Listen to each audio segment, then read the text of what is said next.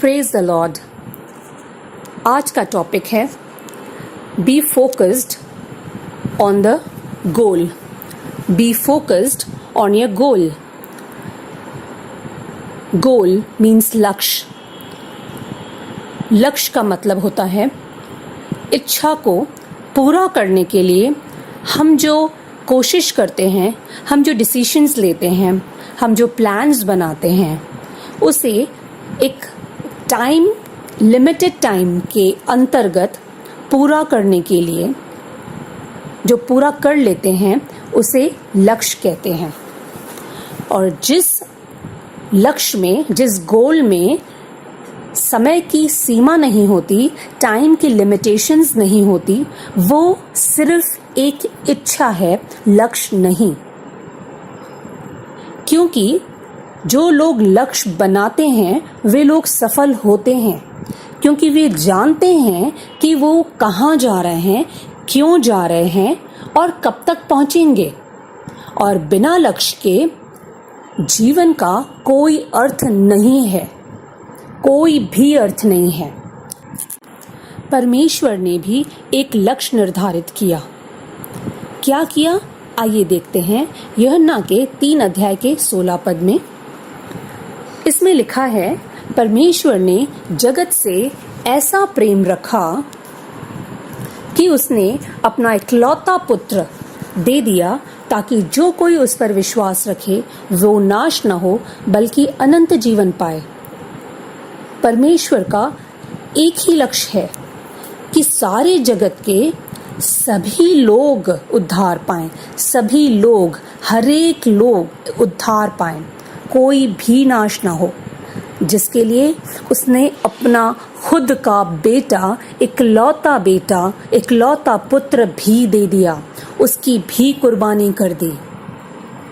इसलिए लक्ष्य निर्धारित करना, एक गोल को सेट करना बहुत ज्यादा जरूरी है। बाइबल में हम देखते हैं कि बहुत से नबियों ने लक्ष्य निर्धारित किया था, अपने जीवन के लिए एक गोल सेट किया था और उसे प्राप्त भी किया था, हासिल भी किया था। अब्राहम ने एक गोल सेट किया था और उसे पूरा किया, याकूब ने किया, पौलुस ने किया। इस तरह से बहुत सारे लोगों ने, बहुत सारे नबियों ने अपने जीवन का एक गोल सेट किया, क्योंकि गोल सेट करना अपने जीवन के लिए बहुत ज़रूरी है। उसकी जो हम स्ट्रेटजी प्लान बनाते हैं, जो स्ट्रेटजीज बनाते हैं, वो स्टेप बाय स्टेप जब हम उसको फॉलो करते हैं, उसको हासिल करते जाते हैं, तो हमें बहुत प्रोत्साहन मिलता है। और ये प्रोत्साहन हमें हर टाइम आगे बढ़ने के लिए उत्साहित करता है। इसलिए एक स्ट्रेटजी बनाना बहुत ज़रूरी है और फोकस्ड होना भी बहुत ज़रूरी है। हम अपने लक्ष्य को हासिल करने के लिए, अपने गोल को हासिल करने के लिए हमें अलर्ट रहना चाहिए कि जब रात को भी हम सोएं तो हमें अपना गोल याद हो, हमें अपनी स्ट्रेटजीज याद हो कि हमें क्या करना है, हमें कैसे करना है, हमें कितने समय में इसको पूरा करना है। आइए देखते हैं पहला राजा के 3 अध्याय में हम सुलेमान के बारे में देखते हैं। हम सब सुलेमान के बारे में बहुत अच्छे से जानते हैं। उसमें 6 अध्याय में 5 पद में, 3 अध्याय के 5 पद में उन्होंने कहा कि रात को परमेश्वर ने स्वप्न के द्वारा सुलेमान को दर्शन देकर कहा, जो कुछ तू चाहे मैं तुझे दूं, वह मांग। मैं फिर से रिपीट करती हूँ, रात को सपने में सुलेमान को दर्शन दिया परमेश्वर ने। सपने में, मैं फिर से इस बात पे जोर दे रही हूँ, सपने में परमेश्वर ने दर्शन दिया और सुलेमान ने सपने में ही परमेश्वर से बात की। क्या बात की? कि प्रभु, मैं तो छोटा लड़का सा हूँ जो भीतर बाहर आना जाना नहीं जानता। आगे लिखा है कि तू अपने दास को अपनी प्रजा का न्याय करने के लिए समझने की ऐसी शक्ति दे कि मैं भले बुरों को परख सकूं, क्योंकि कौन ऐसा है कि तेरी इतनी बड़ी प्रजा का न्याय कर सके। आप समझ रहे हैं? समझने की ऐसी शक्ति दे कि मैं भले बुरे को परख सकूं। वो जानता था, वो नींद में था, उसके बावजूद भी वो जानता था कि उसका गोल क्या है। इसलिए जब परमेश्वर ने रात को सपने में उसे दर्शन दिया तो उसने परमेश्वर से उस गोल को हासिल करने के लिए मांगा। क्यों? क्योंकि वो जागरूक था। प्रियो, क्या आज हम अपने गोल को हासिल करने के लिए इतने जागरूक हैं जैसा राजा सुलेमान था? शायद नहीं। इसलिए हम आज अपने गोल को हासिल करने में देरी कर रहे हैं। और प्रभु ने क्या कहा? परमेश्वर इस बात से बहुत प्रसन्न हुआ कि सुलेमान ने ऐसा वरदान मांगा है, न दीर्घायु मांगी है, न धन मांगा है, न शत्रुओं का नाश मांगा है, परंतु क्या मांगा? समझने के लिए विवेक का वरदान मांगा है। इसलिए परमेश्वर ने क्या कहा? मैं तेरे वचन के अनुसार करता हूँ और तुझे बुद्धि और विवेक से भरा मन देता हूँ, यहाँ तक कि तेरे समान न तो पहले तुझसे कभी कोई हुआ और न बाद में कभी कोई होगा। परमेश्वर ने उसका गोल जो सेट था, उसके लिए जो उसने कुछ मांगा वो परमेश्वर ने उसे दे दिया। साथ में जो उसने नहीं मांगा था, परमेश्वर ने वो भी उसे दिया, अर्थात धन और महिमा। परमेश्वर ने कहा, वह भी मैं तुझे यहाँ तक देता हूँ कि तेरे जीवन भर कोई राजा तेरे तुल्य नहीं होगा। ये सब कहाँ हो रहा था? ये कौन से दर्शन की बात हो रही थी? सपने में दर्शन की बात हो रही थी। आप समझ रहे हैं मेरे प्रियो, सुलेमान कितना जागरूक था, कितना अलर्ट था अपने गोल को हासिल करने के लिए। क्या आज हम अपने सपने में इतने अलर्ट होते हैं? हम तो जब गहरी नींद में होते हैं तो सच में नींद का ही आनंद लेते हैं। लेकिन प्रियो, अगर आज हम अपने गोल के प्रति इतने अलर्ट हो जाएं तो परमेश्वर हमें भी दर्शन देगी। परमेश्वर हमारी भी गोल को अचीव करने के लिए हमें हिम्मत देंगे, हमें हमारी सहायता करेंगे। और 4th चैप्टर के 29 वर्स में लिखा है कि परमेश्वर ने सुलेमान को बुद्धि दी और उसकी समझ बहुत ही बढ़ाई और उसके हृदय में समुद्र तट की बालू के किनकों के तुल्य अनगिनत गुण दिए, अनगिनत गुण दिए। परमेश्वर ने उसके अंदर इतनी सारी क्वालिटीज भर दी कि वो हर काम को, हर कार्य को बड़ी ही आसानी से पूरा करता गया। चाहे वो राज्य हासिल करने की बात हो या न्याय हासिल करने की बात हो या किसी का दिल जीतने की बात हो। इसलिए राजा सुलेमान बुद्धि में और विवेक में सबसे ऊंचा था। आज कुछ क्वेश्चंस हमारे लिए हैं। क्या हमने हमारे जीवन के लिए कोई गोल सेट किया है? क्या इस साल के लिए हमारे पास कोई गोल है? क्या प्रभु की सेवा के लिए हमारे पास कोई लक्ष्य है? और अगर हमने अभी तक कोई लक्ष्य नहीं बनाया तो क्या हम लक्ष्य बनाएंगे? और बनाएंगे तो कौन सा लक्ष्य बनाएंगे?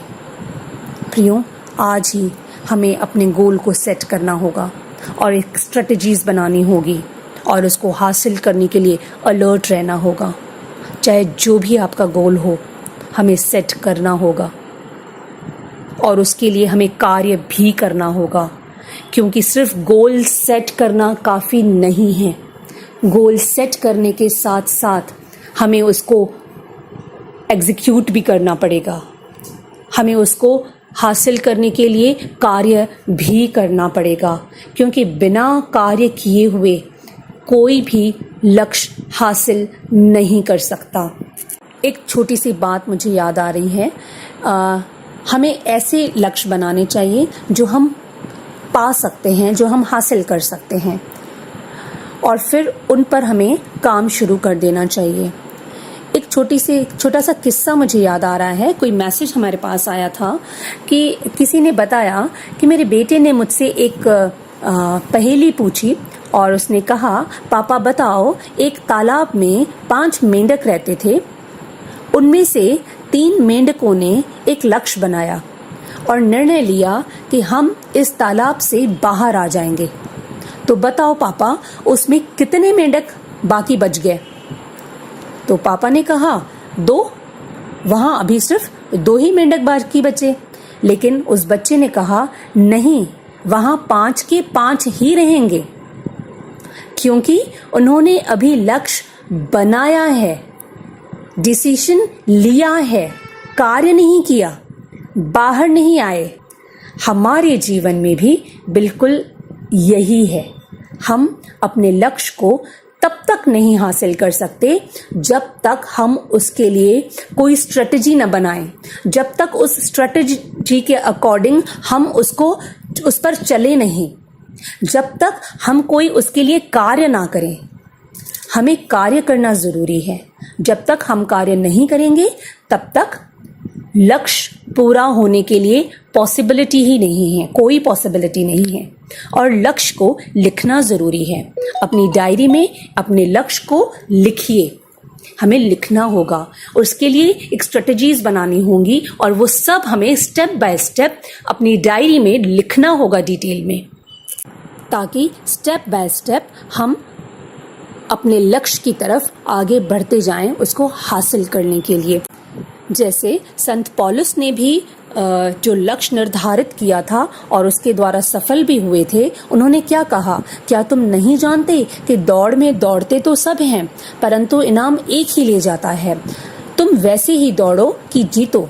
जिस प्रकार एक पहलवान सब प्रकार का संयम करता है, वे तो एक मुरझाने वाले मुकुट को पाने के लिए ये सब करते हैं, परंतु हम तो उस मुकुट के लिए करते हैं जो मुरझाने का नहीं। इसलिए मैं तो इसी रीति से दौड़ता हूँ, परंतु बेठिकाने नहीं। मैं भी इसी रीति से मुक्कों से लड़ता हूँ, परंतु उसके जैसा नहीं जो हवा पीटता हुआ लड़ता है। हमें भी अपने कार्यों को अपने लक्ष्य के अकॉर्डिंग बिना समय गंवाएं, बिना अपने टाइम को वेस्ट किए हुए कंटिन्यूअसली हासिल करते जाना चाहिए। बिना किसी अपने टाइम को वेस्ट किए हुए किसी भी बेकार कामों में उलझना नहीं चाहिए। अपने समय को बेकार वेस्ट नहीं करना चाहिए। जब हम ऐसा करेंगे तो हम डेफिनेटली अपने गोल को हासिल कर पाएंगे, और ये तब पॉसिबल है जब हम अलर्ट रहेंगे। और वचन में इसमें क्या लिखा है, मैं तो इस रीति से दौड़ता हूं परंतु बेठिकाने नहीं, बेठिकाने नहीं।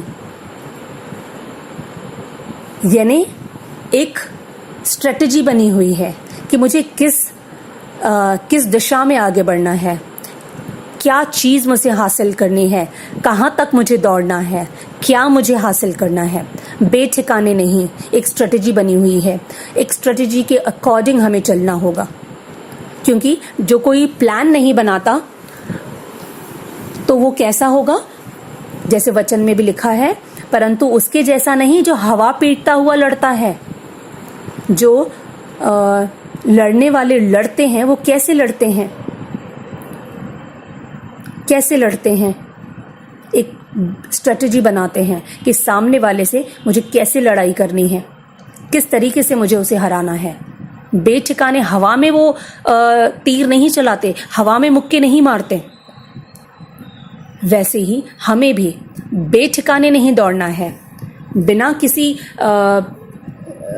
कार्य को सोचे हुए नहीं आगे बढ़ना है। हमें स्ट्रेटजी बनानी है और उसी के अकॉर्डिंग हमें चलना भी है। और जब हम ऐसा करते हैं तब हम, जैसे राजा सुलेमान अलर्ट होकर रात को भी जब सोते थे तो अलर्ट होकर सोते थे, जागृत होते थे, और वैसे ही परमेश्वर उसको दर्शन दिया और उसको लक्ष्य को पूरा करने के लिए उसकी मदद की। परमेश्वर उससे प्रसन्न हुआ और बुद्धि और विवेक से भरा मन दिया, धन और महिमा दी। वैसे ही परमेश्वर हमारी भी मदद करेंगे, परमेश्वर हमें भी वो अभिषेक देंगे, परमेश्वर हमें भी जो हमारा गोल है उसको हासिल करने के लिए हमारी मदद करेंगे और हमारा साथ देंगे।